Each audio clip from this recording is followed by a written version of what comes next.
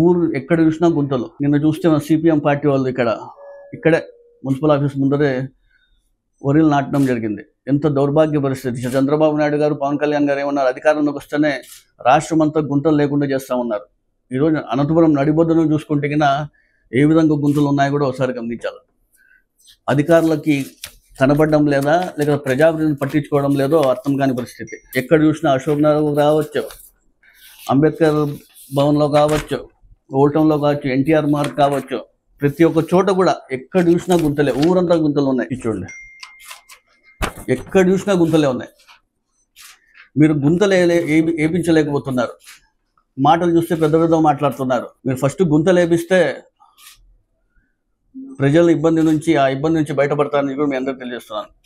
అనేక మంది ప్రజలు 2 వీలర్స్లో పోయినప్పుడు చాలా మంది ఇబ్బంది పడుతున్నారు. ఈ గుంతలతో చాలా ఇబ్బంది పడుతున్న విషయం కూడా ప్రజలందరూ కూడా ఒకసారి గమనిస్తున్నారు. మీరు తొందరగా ఈ గుంతల విషయంలో చొరవ చూపించాలని కూడా తెలియజేస్తున్నాను.